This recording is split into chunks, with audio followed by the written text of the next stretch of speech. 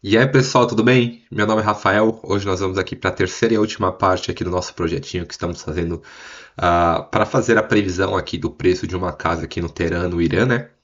Então, bom, caso você tenha chegado agora, tá, nesse vídeo, eu recomendo que você veja as duas últimas partes do projeto, tá? Então a gente já passou aqui por bastante conteúdo. Esse conteúdo, essa parte aqui final vai ser mais a parte de Machine Learning, a conclusão aqui do projeto. Mas caso você tenha chegado nesse vídeo, eu recomendo fortemente que você volte dois vídeos e assista esses dois vídeos para você entender aqui. A gente passou pelas variáveis, né? Quais são os tipos de variáveis, a gente fez a gente fez o pré-processamento dos dados, né? A gente fez o agrupamento de uma variável, depois a gente passou ali pela parte da análise exploratória, perdão, passamos ali pela análise exploratória das variáveis categóricas, variáveis contínuas, também fizemos ali a análise bivariada entre essas variáveis, tá? E agora a gente vai aqui para a última parte em que a gente vai preparar os dados para rodar os modelos de Machine Learning e vamos rodar alguns modelos aqui de Machine Learning para a gente ver se a gente consegue fazer a previsão ali, se o modelo de Machine Learning consegue entender ali quais são as variáveis, como que a gente consegue fazer esse tipo de previsão, tá? Bom, eu vou dar só uma passada aqui rapidinho para a gente verificar o que a gente fez, tá? Então, essa base de dados aqui não está disponível aqui no Kaggle, tá? A gente está utilizando aqui a plataforma do Kaggle para rodar os códigos. Então, para quem não conhece o Kaggle é um site aqui que a gente consegue verificar database, né? A gente consegue baixar essas databases e efetuar vários estudos nela. São bases de dados que são disponibilizadas gratuitamente ali, open source, para que você consiga fazer esses estudos. E a gente está utilizando essa daqui, né? Bom, a gente importou aqui as bibliotecas, né, normal, importamos aqui a base de dados que foi disponibilizada para a gente passou aqui pelas variáveis, a gente tirou aqui a variável preço, que só tem o price e o USD. Depois a gente aqui tratou, a gente viu que a gente tinha alguns valores nulos, a gente acabou tirando esses valores nulos. Agrupamos aqui a nossa variável address, né, que essa era uma variável que tinha 192 kt classes, né, e a gente agrupou essa variável, né, utilizando a média do preço ali pelo distrito, e a gente dividiu ali em uma variável, né, com quatro grupos ali, que é o casas mais baratas, casas médias, casas caras e casas muito caras, tá? Utilizando ali o percentil, tá? Dessa média que a gente tirou. A gente passou aqui pela parte da nossa data analysis, né, que a gente deu uma olhada aqui nos nossos dados, então a gente conseguiu verificar ali que a maior parte dos nossos dados tem 2 quartos ali, a maior parte das casas que até uma informação aqui bem interessante, né, possuem ali vaga de estacionamento, possui aqui o warehouse, que para mim eu acredito que seja tipo um espaço ali para armazenar as coisas, etc. Elevador, e a gente vê aqui a nossa variável de grupo, né, que a gente criou, que a gente tem essa divisão aqui pela quantidade aqui, pela porcentagem ali utilizando os quartis, né. Bom, depois a gente olhou aqui nossa variável área e variável preço, tá? Que a gente verificou que a maior parte dos nossos dados ali, eles estão ali na parte, como posso dizer isso? Estão ali no primeira parte dos dados, né, que são casas mais normais ali que não tem um tamanho, não tem tamanhos muito grandes. Também a mesma coisa para o preço ali, que elas geralmente têm o preço ali. Claro que a gente tem alguns outliers aqui, que são casas muito maiores e que são muito mais valiosas do que as outras, mas a gente vê que a maior parte dos nossos dados ela fica aqui na média mesmo, né? A gente passou pelos box plots, que a gente verificou aqui que caso a gente que se para a gente verificar se tinha alguns outliers, etc, né? E a gente optou por não retirar, porque faz total sentido a gente ter tanto casas menores e casas muito maiores, né? Mesma coisa em relação ao preço, casas mais baratas e casas muito mais caras, tá? Aí a gente passou aqui pela nossa análise bivariada, né? Que a gente conseguiu confirmar algumas informações que a gente já consegue prever, né? Que quanto maior a área da casa, provavelmente maior o preço ali, a mesma quantidade, a mesma coisa ali quando a gente verifica se a casa tem estacionamento, warehouse ou elevador, né? Que quando a casa tem não informações, né? Tem esses atributos, geralmente ela é mais cara. E a mesma coisa ali, a gente deu uma olhada em outras variáveis, por exemplo, quanto maior a quantidade de quartos, provavelmente maior a área da casa, né? Também a gente verificou ali que provavelmente as casas mais caras geralmente têm mais quartos do que as casas mais baratas, né? Então a gente apenas confirmou aquilo que a gente já poderia imaginar quando a gente fosse pensar ali em casas mais caras, né? Bom, então vamos lá. A gente parou aqui, tá? Que agora a gente vai começar a parte de Machine Learning, tá? Então vamos lá. Vamos dar só um def.head aqui para tirar nossos dados.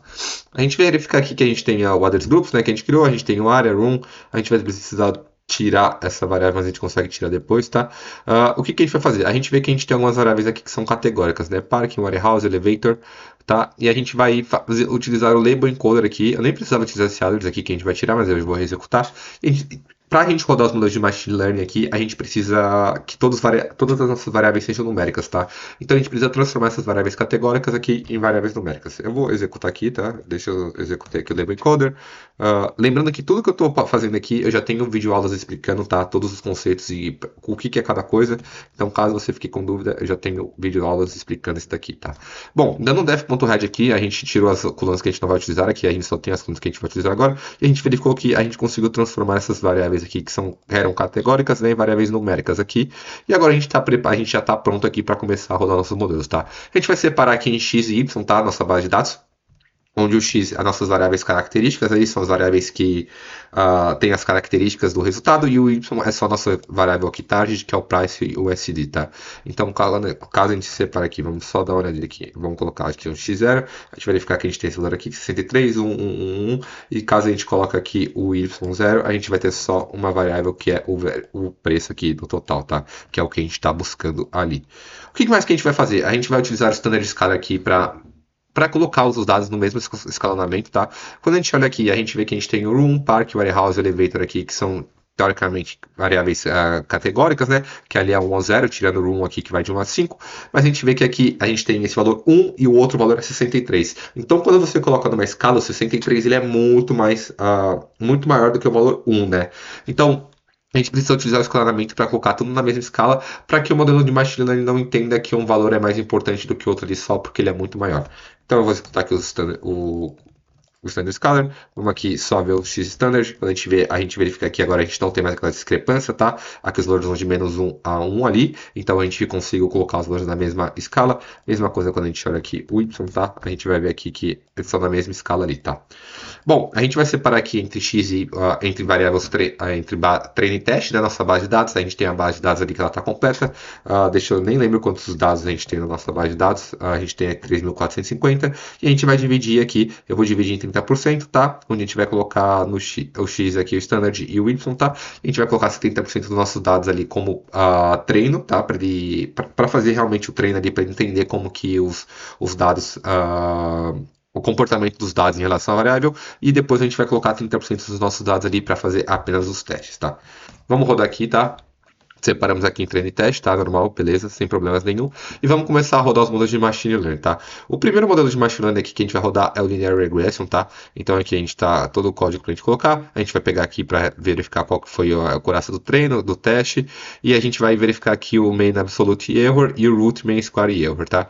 Vamos executar aqui, eu já tinha rodado anteriormente, tá? O que a gente teve de resultado aqui? A gente teve 64% na nossa base de teste aqui, de treino, desculpa, e 66% na base de teste, tá?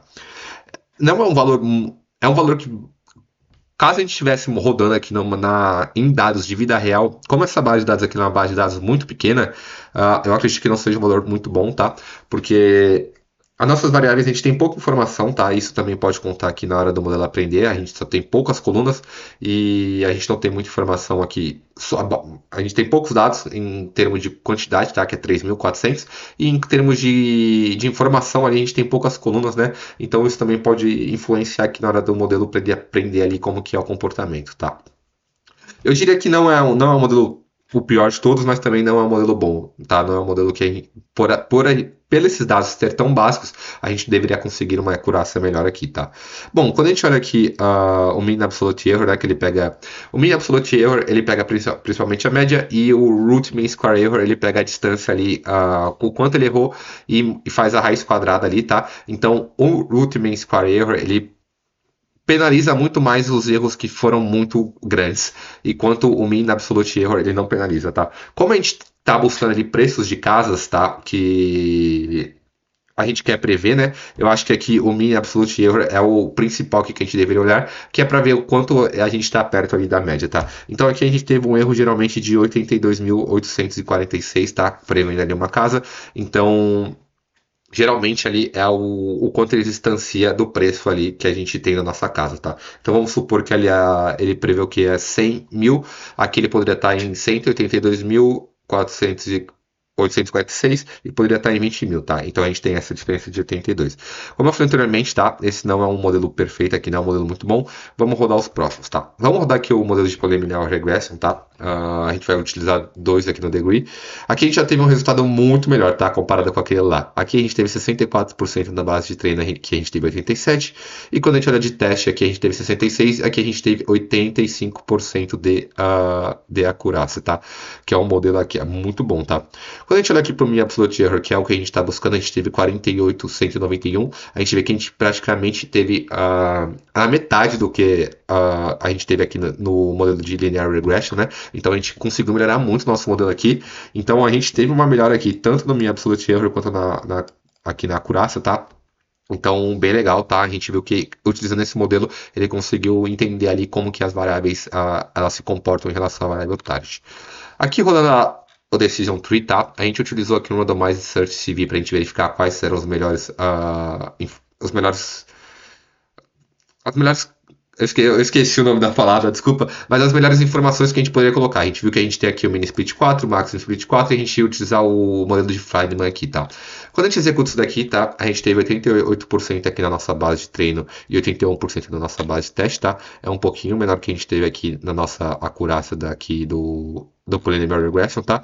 Mas quando a gente olha aqui no mean absolute error, a gente teve 43,747, que é menor do que a gente teve aqui, tá? No Polynomial Regression. Só que quando a gente for olhar aqui no Root Mean Square, a gente tem 116,981 e aqui a gente tem 132,326, tá? Então a gente vê que aqui a gente teve uma pior aqui na acurácia, né?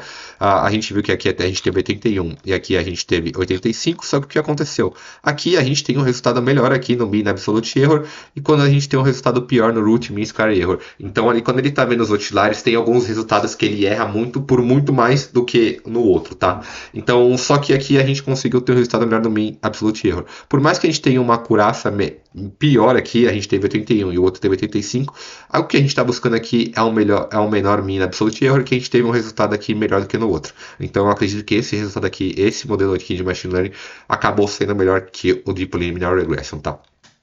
Bom, eu vou passar essa parte aqui porque a gente vai falar no final. Aqui o Random Forest está fazendo a mesma coisa, tá? Tô rodando aqui o Randomized Search CV. E aqui, quando a gente executa esse modelo, tá? A gente teve 91% de acurácia na nossa base de treino e 84,11% na nossa base de teste, tá? Quando a gente olha aqui, a gente teve 43,747 no Decision Tree. E aqui no Random Forest teve 43,725. Então, praticamente a mesma coisa, tá? Só que com o outro, olhei no Decision Tree, aqui no Root Mean Square Error, lá teve 132 e aqui a gente teve 121, tá? Então, aqui a gente teve uma acurácia melhor, tá? Do que o Decision Tree. Teve uma acurácia um pouquinho menor do que o Polynomial Regression, só que aqui a gente vê que a gente teve o Mean Absolute Error ali tá praticamente a mesma coisa do Decision Tree, só que quando a gente compara o Root Mean Square Error, tá melhor do que no Decision Tree, tá? Então, até agora, esse daqui, como a gente tá buscando o Mean Absolute Error aqui, ele tá parelho ali com o Decision Tree, só que esse daqui tá tendo um resultado melhor ali quando a gente verifica os outliers, tá? Que é aqui o Root Mean Square Error. Então, a gente, como essas duas métricas ali, elas estão melhores do que o Decision Tree, esse é o melhor modelo que a gente teve até agora, tá? Bom, eu rodei só esses modelos, tá? Então a gente conseguiu ter um resultado aqui bem satisfatório, tá? Que foi 84% de acurácia. E aqui o Mean Absolute Error de 43,725. Aqui o Root Mean Square Error de 121,436. Então a gente conseguiu até ter um resultado bom aqui. Como eu falei anteriormente, tá? Nos outros vídeos. Primeiro eu vou passar aqui, vamos passar pelas variáveis mais importantes aqui, tá? Então quando a gente olha aqui as variáveis mais importantes aqui, os modelos ali de Decision Tree e de Random Forest levar em conta para tomar a decisão, tá? É o Address Group aqui no Decision Tree e a área aqui no Decision Tree, né? Com 83% aqui de importância para o Address Group e 16% para a área. E aqui a gente tem praticamente a mesma coisa, tá? 83% aqui para o Address Group, aqui 15% um pouquinho menor. Só que a gente verifica então que a variável mais importante aqui que a gente teve que utilizar, que os modelos de Machine Learning levou em conta para chegar no resultado final ali, foi a parte do distrito mesmo, que foi o agrupamento que a gente fez ali no começo do projeto, tá? Então a gente verificou, a gente conseguiu confirmar aqui o quanto esse agrupamento foi importante para a gente chegar no resultado final ali, tá? Bom, aqui tá a conclusão, tá? Que eu já tinha escrito. Então vamos concluir aqui o projeto. essa é uma base de dados que ela é muito. A gente pode classificar aqui como iniciante, tá? Como eu falei anteriormente, a gente não tem muita quantidade de dados, tá? A gente tem aqui, deixa eu lembrar, a gente tem 43.473 dados, tá? E 7 colunas. 7 colunas, sabendo que a gente vai tirar essa de preço aqui, então a gente vai ter apenas 6 colunas, tá? E é uma base de dados que, como a gente não tem muita informação aqui, ela é muito. A gente já consegue fazer algumas previsões anteriormente, né, que fazem muito sentido aqui. Geralmente, quando a casa aqui, quando a gente olha a variável área, quanto maior a área, maior o preço da casa, né? Mesma coisa aqui, quanto maior a quantidade de quartos aqui, geralmente a casa é mais cara. E aqui quando a gente olha parking, warehouse, elevator, geralmente quando possui esses atributos a casa aqui, geralmente ela também tende a ser mais alta, tá? O o importante aqui também, o que foi bem legal desse projeto, foi a gente mostrar aqui como que a gente faz essa parte de agrupamento, tá? Que como a gente pode ver, essa variável aqui tinha 192 categorias diferentes, e com esse agrupamento aqui a gente conseguiu transformar isso em apenas 4 categorias, e a gente viu ali no final que a gente teve a variável acabou sendo a mais importante ali para a gente chegar no resultado ali, a gente ter um bom desempenho ali nos modelos de machine learning. Então, é mais ou menos isso, tá? Como eu falei anteriormente, é uma base bem simples. A gente conseguiu tirar alguns insights aqui de quando a casa maior ali, geralmente ela tem o maior preço, né? Quanto maior a quantidade de quartos, geralmente também tem o maior preço. A gente tem algumas casas ali que a gente viu que geralmente. A maioria das casas, né? Quando o maior preço mais alto tem essas informações, né? Quanto maior a área e quanto maior a quantidade de quartos, maior o preço. Mas a gente viu que a gente tem alguns casos específicos ali que isso não se aplica, tá? Mas são pequenos casos. A gente verificou ali também uma coisa bem legal, que a maioria das casas ali inteira tem ali parking, tá? Tem estacionamento na casa, tem ali o warehouse, né? O local para guardar as coisas. A gente também tem ali a parte do elevador, né? A maioria das casas tem elevador. E é mais ou menos isso, tá? Que a gente poderia analisar aqui nesse projetinho. Bom, eu espero que você tenha gostado, tá? Eu espero que você tenha entendido tudo. Caso você tenha alguma dúvida, você pode deixar aqui nos comentários. Caso você queira mandar uma mensagem, meu LinkedIn está aqui na descrição. Só mandar uma mensagem lá que vai ser o maior prazer em responder. Se inscreve no canal, dê um joinha que eu vou gostar de trazer esse tipo de conteúdo. Muito obrigado por acompanhar até aqui e até a próxima.